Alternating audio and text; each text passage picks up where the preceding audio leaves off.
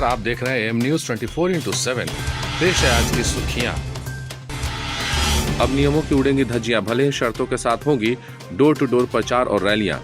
बिहार में विधानसभा चुनाव की आहट के बीच निर्वाचन आयोग ने चुनाव से जुड़े दिशा निर्देश जारी कर दिए हैं। शर्तों के साथ सब कुछ होगा, रैली भी होगी, जनसभा भी होगी, रोड शो भी होगा, घर घर प्रचार भी होगा। शर्तों के साथ जनता को रिझाने का हर प्रयास होगा। शर्तों के साथ यह उम्मीद की जा रही है कि रैली, जनसभा और रोड शो में नियमों का पालन होगा। सोचना आपको है कि जब सब्जी मंडियों में सोशल डिस्टेंसिंग और अन्य नियमों का पालन नहीं हुआ तो क्या चुनाव रूपी पर्व में यह संभव है? चुनाव आयोग के निर्देशों के मुताबिक मतदाता को पोलिंग बूथ पर ईवीएम का बटन दबाने और हस्ताक्षर करने के लिए दस्ताने मिलेंगे। जिन मतदाता के पास मास्क नहीं रहेगा उन्हें मास्क भी दिया जाएगा। बूथ में प्रवेश से पहले हर मतदाता की थर्मल स्क्रीनिंग होगी। मगर जब नियमतः प्रत्याशी अपने 4 समर्थकों के साथ घर घर प्रचार के लिए दरवाजे दरवाजे जाएंगे तब भी नागरिकों को यह सुविधा मिलेगी क्या? सवाल तो अनंत है। फिलहाल चुनाव का गाइडलाइन आ गया है, अधिसूचना भी आ जाएगी। चुनाव पर्व की तैयारी की जाए। अब नई बिसात पर होगी तोल मोल की राजनीति। सीट बंटवारे के फॉर्मूले पर असर तय। जीतनराम मांझी और श्याम रजक के करवट बदलते ही बिहार की राजनीति में उथल पुथल का एक प्रतीक्षित दौर पूरा हो गया। अब दूसरे दौर का इंतजार है। फिलहाल गठबंधन की राजनीति में दोनों ओर के नए माहौल में नए तरीके से नई बिसात बिछाने की तैयारी है। लोकसभा चुनाव से पहले पाला बदलकर मांझी महागठबंधन के हो गए थे। अब उनके फिर पलटने से सीटों का फॉर्मूला प्रभावित होगा। लोक जनशक्ति पार्टी के अगले कदम पर भी सबकी नजर रहेगी।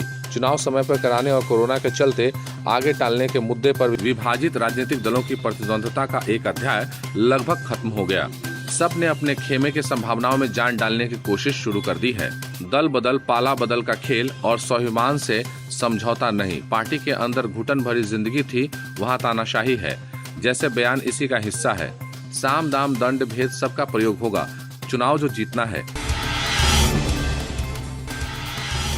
अब स्वर कोकिला शारदा सिन्हा भी हुई कोरोना पॉजिटिव। बिहार के स्वर कोकिला शारदा सिन्हा कोरोना पॉजिटिव हो गई हैं। हालांकि शारदा सिन्हा ने दावा किया है कि उनका बाहर से कोई संपर्क नहीं था। शुक्रवार को सरकार द्वारा जारी आंकड़ों के आधार पर राज्य में कुल संक्रमितों की संख्या 1,17,671 हो गई है। इसमें एक्टिव मरीज 25,241 हैं। हालांकि 91,841 कोरोना संक्रमित मरीज संक्रमण को पराजित करने में भी सफल रहे हैं। वहीं राज्य की रिकवरी दर 76.52% है। घर में रहें, सतर्क रहें। तीज में बढ़ी सोने और चांदी की चमक, बाजार की लौटी रौनक। लॉकडाउन के बाद से फीके चल रहे बाजार में तीज के त्योहार से काफी तेजी आई। सोने चांदी की चमक में बढ़त के साथ करीब 25 करोड़ का कारोबार हुआ। सबसे ज्यादा खरीदारी मंगलसूत्र, चेन, लॉकेट, अंगूठी, ईयरिंग, नोजपिन, पायल और बिछिया की हुई। तीज पर हुआ ज्वेलरी का कारोबार पिछले तीज की तुलना में 30 से 40% है। पर सर्राफा कारोबारियों में इससे काफी उत्साह है। वहीं सिर्फ पटना में करीब 10 करोड़ की साड़ियां बिकी। अन्य कपड़ों की बिक्री भी 8 से 10 लाख तक की हुई। इस तीज में सौंदर्य प्रसाधनों का कारोबार भी 25 लाख के करीब जा पहुंचा। 10 करोड़ से ज्यादा के सेब, केला और नारियल बिके। कारोबारियों का मानना है कि तीज पर अपेक्षा से अधिक कारोबार हुआ। मॉल खुले तो धार्मिक स्थलों पर पाबंदी क्यों?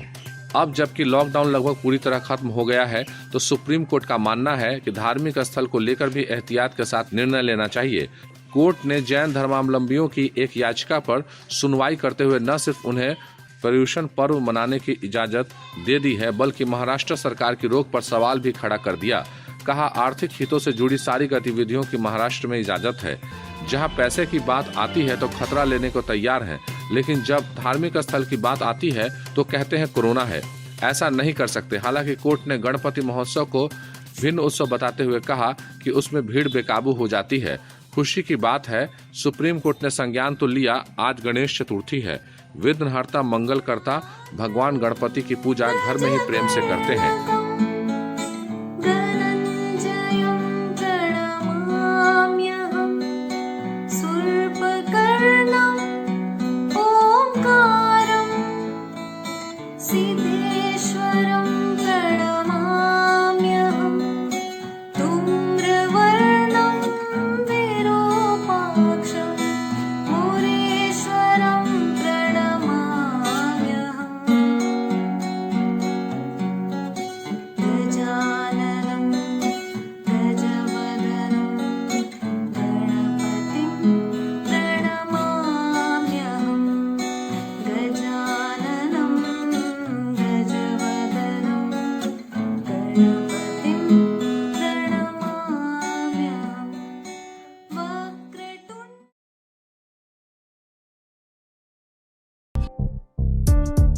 काम हो वैन से प्रचार का या फिर बैनर पोस्टर का, हो डिजिटल मार्केटिंग, यूट्यूब, फेसबुक या एसएमएस का, ऑडियो डबिंग हो या फिर काम चुनाव प्रचार का, वर्चुअल मीटिंग के साथ ही है यहाँ समाधान हर एक समस्या का।